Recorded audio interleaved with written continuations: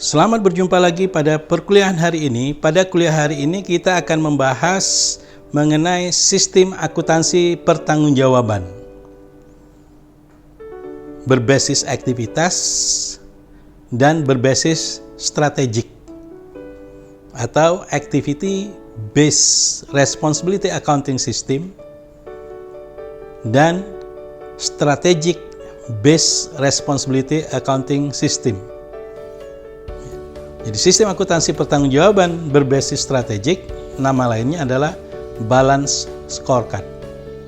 Balance Scorecard atau BSC. Di perkuliahan sebelumnya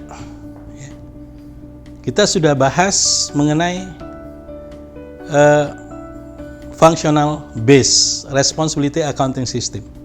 Jadi sebenarnya ada tipe atau jenis, ada 3 jenis sistem akuntansi pertanggungjawaban.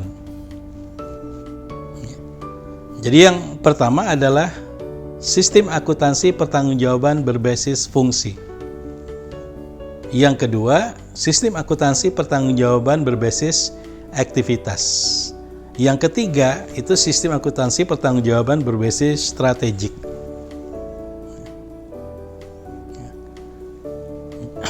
Yang Functional Based Responsibility Accounting System atau sistem akuntansi pertanggungjawaban berbasis fungsi ini sudah kita bahas secara detail pada video sebelumnya. Sekarang kita melihat bagaimana perbedaan ketiga jenis sistem akuntansi pertanggungjawaban ini.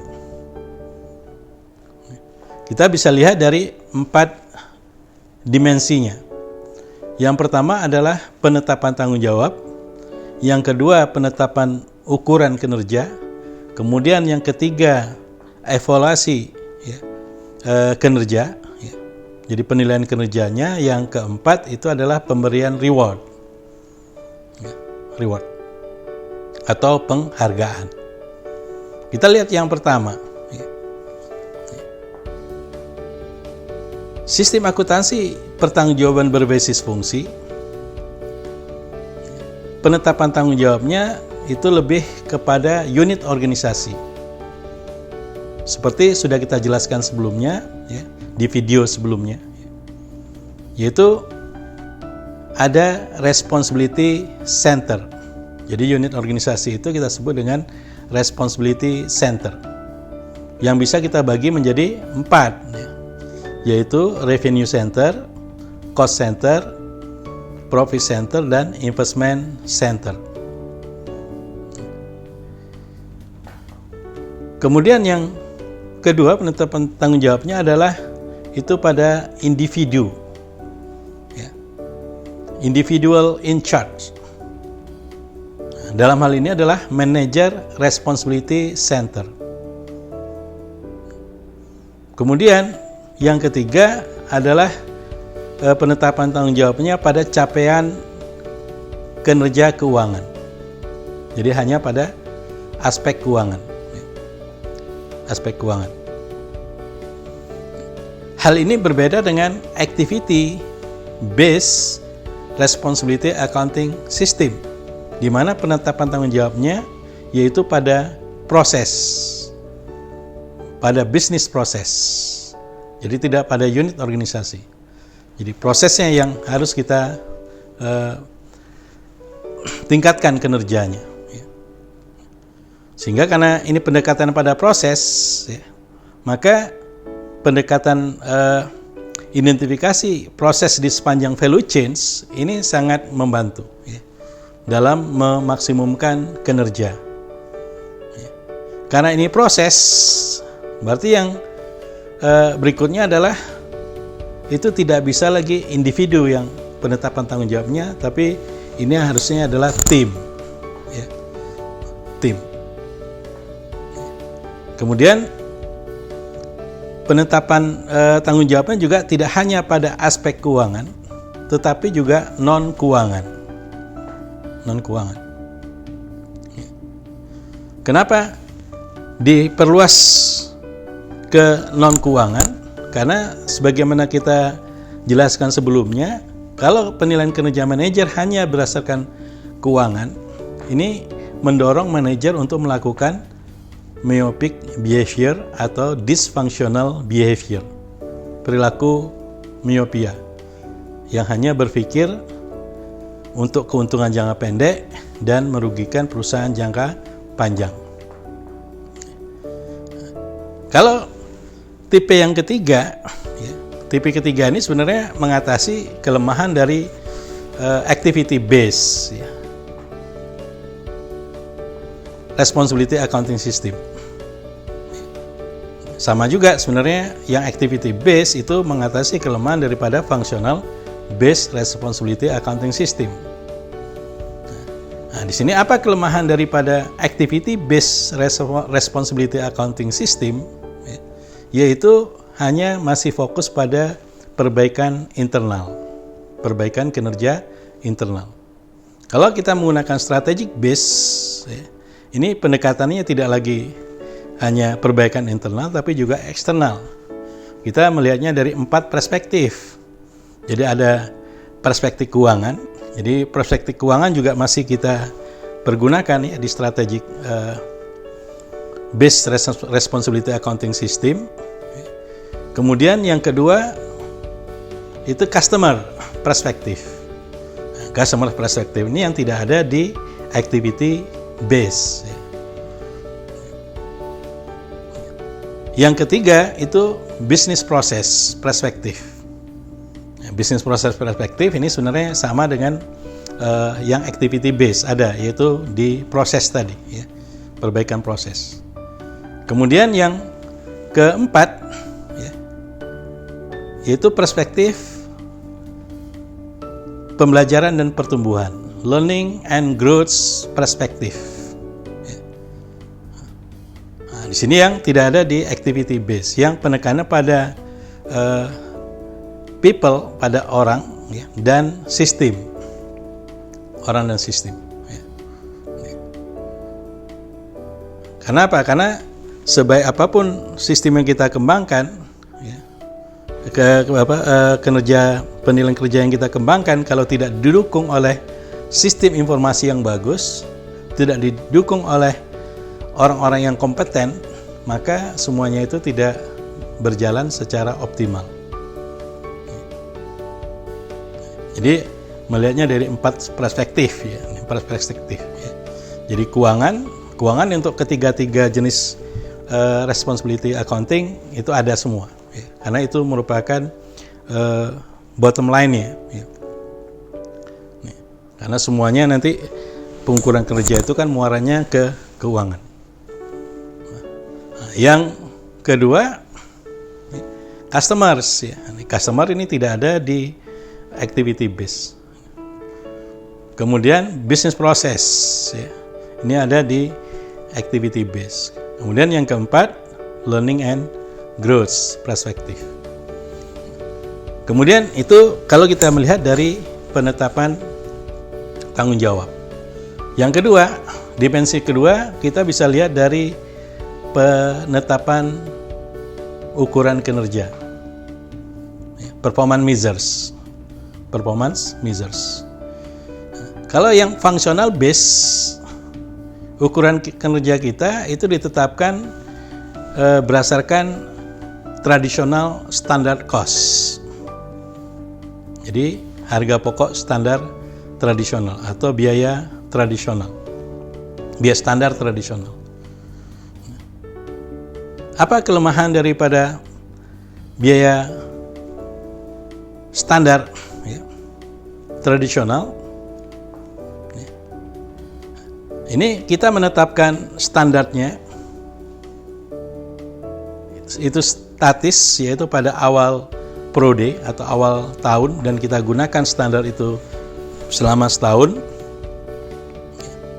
Kemudian kita menetapkan standarnya berdasarkan kondisi sekarang.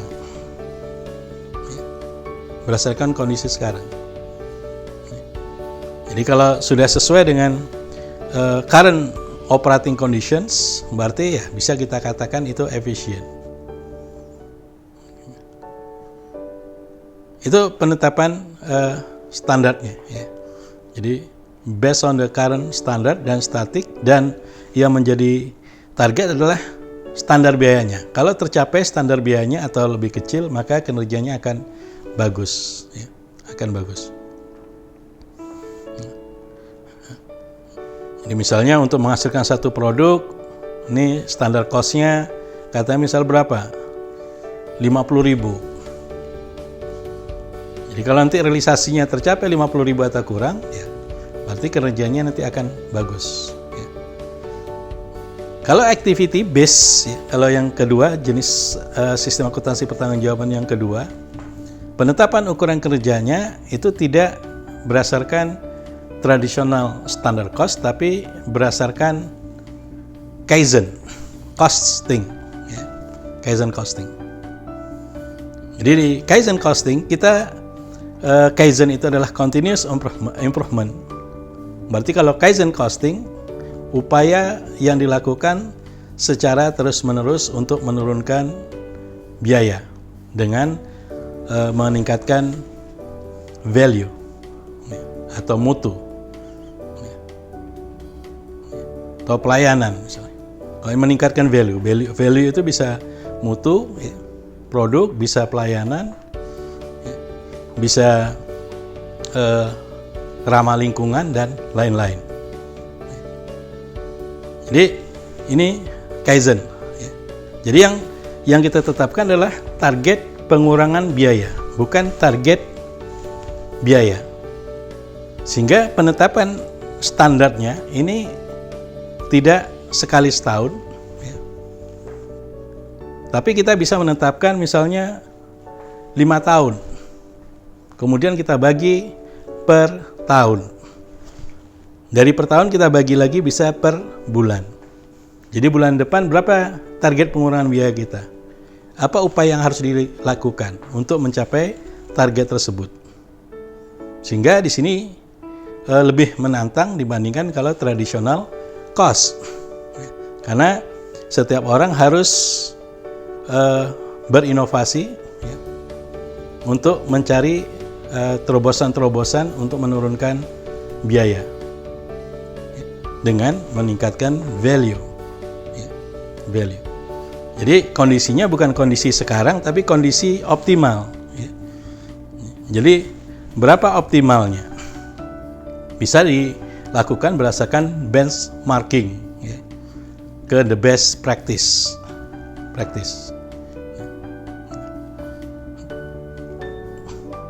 Jadi standarnya itu dinamis. Ya. Tetapi kalau kita menggunakan strategik, pengukuran kinerjanya ini lebih kompleks, lebih komprehensif. Ya. Jadi yang pertama, ya, kita harus tetapkan strategi. Strategi ini kita komunikasikan semua people yang ada di perusahaan. Jadi dia harus dikomunikasikan ke semua orang yang ada di perusahaan sehingga mereka tahu apa yang menjadi target capaiannya. Sehingga nanti ukuran-ukuran kerjanya juga harus link dengan strategi tadi. Jadi misalnya dari visi, kemudian ke strategi, kemudian ke 4 perspektif, tujuan perspektif tadi, kemudian ada ukuran kinerjanya, ada target, kemudian ada inisiatifnya, upayanya. Dan ukurannya di sini namanya saja balance, ya. Berarti ukurannya apa? Harus balance atau seimbang antara ukuran kinerja jangka pendek dan jangka panjang. Ukuran kinerja keuangan dan non keuangan.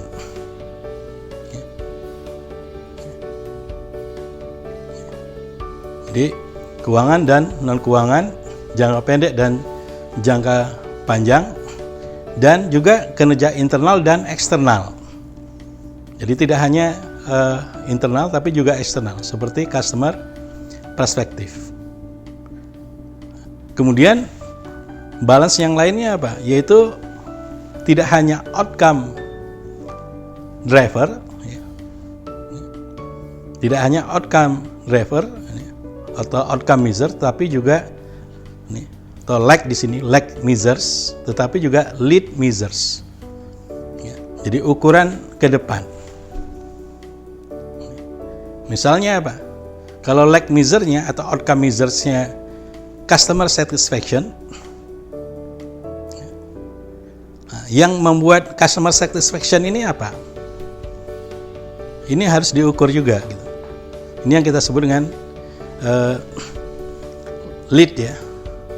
Measures yang mengukur untuk ketercapaian masa depan.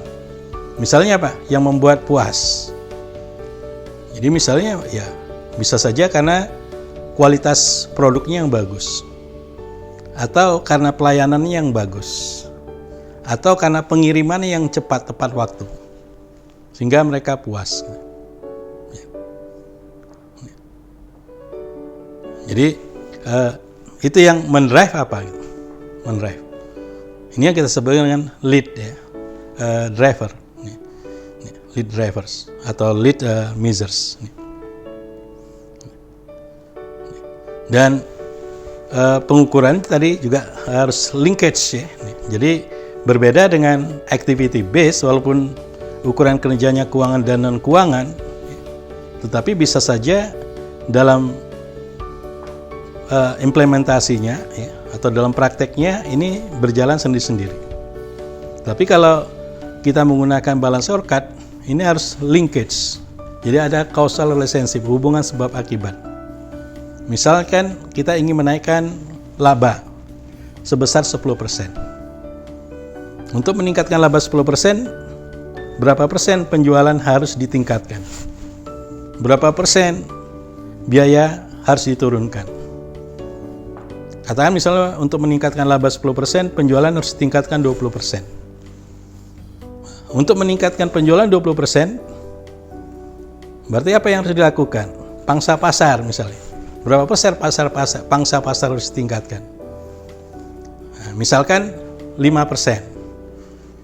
Untuk meningkatkan pangsa pasar 5%, berarti apa yang harus kita lakukan? Oh, kita tingkatkan customer satisfaction, kepuasan pelanggan.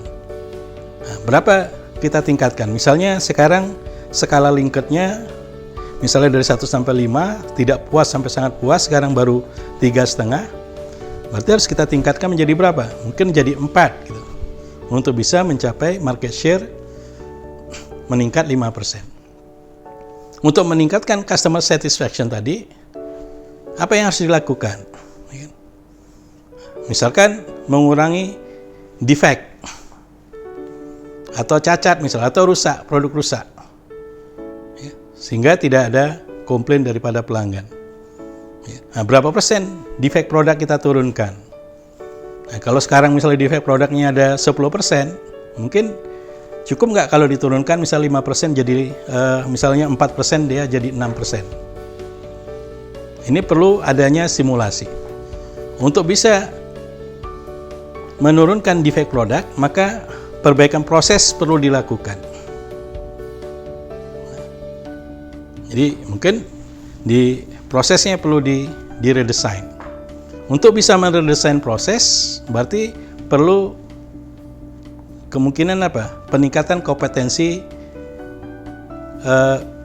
karyawan. Ya. Kompetensi karyawan. Sekarang pentingnya kompetensi dalam bentuk apa? Misalnya dalam bentuk pelatihan. Berapa jam pelatihan harus diberikan untuk bisa membuat desain prosesnya itu bagus. Nah, sehingga kalau karyawan ini kita latih dengan sekian jam, harusnya desainnya bagus, kemudian produk cacatnya berkurang, kemudian kepuasan pelanggannya meningkat, pangsa pasarnya meningkat, penjualan meningkat, kemudian laba bisa meningkat. Itu dari sisi sales-nya. Ya. Dari sisi cost-nya juga demikian, kita bisa turunkan, terutama untuk menghilangkan yang non-value added cost. Non-value added cost. Ini yang kita sebut dengan linkage, ya. Linkage. Jadi yang peningkatan penjualan dan pangsa pasar ini kaitan dengan customer perspective. Peningkatan laba ini kaitannya dengan financial perspective. Penurunan produk cacat ya atau defect products dan perbaikan proses ini terkait dengan bisnis proses perspektif. Meningkatkan kompetensi karyawan ini kaitannya dengan learning and growth perspektif. Ya. Ini. Jadi lebih strategik sesuai dengan namanya. Nah, kemudian dimensi yang ketiga adalah bagaimana menilai kinerja. Kalau yang functional base, ya, penilaian kinerjanya kita membandingkan antara anggaran dengan realisasi atau antara standar dengan actualnya. Ya. Kemudian pelaporannya kita hanya menggunakan controllable cost, ya, controllable cost. Jadi sistem pelaporan seperti kita jelaskan kemarin, yaitu controllable cost. Yang dilaporkan ke level atas itu hanya yang controllable, yang biayanya dapat dikontrol oleh manajer units yang bersangkutan. Ya. Kemudian penilaiannya juga berdasarkan keuangan, ya. Keuangan. Bisa sesuai dengan center-center yang kita bentuk, gitu ya. Sementara kalau kita pakai activity based responsibility accounting system, penilaian kinerjanya adalah tidak hanya keuangan tapi tadi non keuangan. Jadi yang non keuangan apa? Ya non keuangannya bisa tadi times. Ya. Misalnya cycle time reduction, pengurangan waktu siklus proses misalnya. Jadi process time reduction misalnya. Bagaimana biasanya membuat suatu produk itu membutuhkan kata misalnya 1 jam, sekarang menjadi 1/4 jam. Ya. Kalau bisa tercapai maka kinerjanya bagus. Ya. Kemudian yang lainnya adalah time, quality. Ya. Quality. Jadi kalau bisa menurunkan defect produk maka kinerjanya akan bagus. Ya. Jadi arahnya bagaimana bisa menghasilkan produk dengan zero defect, ya, dengan zero defect, ya, tidak ada cacat sama sekali. Ya. Kemudian juga dengan waktu proses yang pendek. Nah, sehingga di sini sebenarnya antara kualitas, waktu dan biaya itu seiring sejalan, 3 sejoli. Kalau kualitasnya bagus, maka processing time-nya akan pendek. Kalau processing time-nya pendek, maka resources yang dipakai itu akan sedikit. Kalau resources yang dipakai sedikit, maka biayanya akan kecil, ya, akan rendah. Ya. Kita ambil contoh misalnya kalau processing kualitas prosesnya bagus, misalnya untuk fotokopi, sekali fotokopi langsung jadi. Maka waktu prosesnya jadi pendek, ya, karena tidak perlu mengulang, ya, tidak ada reworks, sehingga nanti biayanya juga akan lebih kecil dibandingkan kalau sekali fotokopi misalnya tidak jadi atau nyelip di mesin kopinya harus dibersihkan dulu, ya, diulang lagi. Ini processing time-nya jadi lebih lama dan biayanya lebih mahal.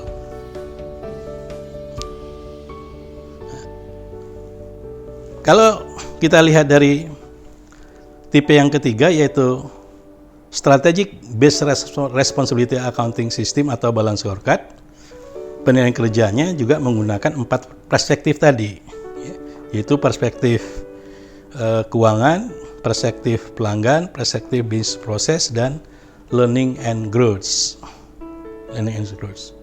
Itu dimensi yang ketiga. Dimensi yang keempat, pemberian reward. Kalau sistem akuntansi pertanggungjawaban berbasis fungsi, pemberian rewardnya kalau kinerjanya bagus, ya, maka rewardnya bisa dalam bentuk bonus, bisa dalam bentuk kenaikan gaji, bisa dalam bentuk promosi jabatan, ya, atau pembagian laba, profit sharing. Untuk sistem akuntansi pertanggungjawaban berbasis aktivitas, rewardnya juga bisa yang 4 tadi, ya. yaitu bonus, kenaikan gaji, promosi jabatan, dan profit sharing. Tetapi juga untuk membangun budaya continuous improvement, ya, budaya continuous improvement, perbaikan berkelanjutan, maka perlu diberikan juga gain sharing. Jadi gain sharing, pembagian keuntungan. Jadi kalau misalnya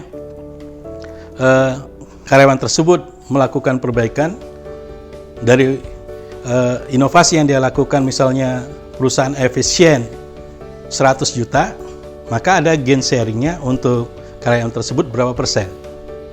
Misalnya 10%, berarti dia akan dapat gain sharing 10 juta. Jadi tanpa harus menunggu adanya laba. Jadi setiap perbaikan dia yang dilakukan oleh karyawan, nanti karyawan akan mendapatkan gain sharing. Dengan insentif seperti ini akan mendorong karyawan untuk terus-menerus membuat perbaikan-perbaikan. Hal yang sama ini juga untuk tipe yang ketiga, yaitu balance scorecard atau strategic based responsibility accounting system. Ya. Jadi bisa diterapkan yang ke 5 reward tadi, yaitu bisa bonus, bisa kenaikan gaji atau promosi jabatan atau profit sharing, dan juga gain sharing. Jadi demikian saja perkuliahan kita pada hari ini. Sampai jumpa lagi pada pertemuan berikutnya. Terima kasih.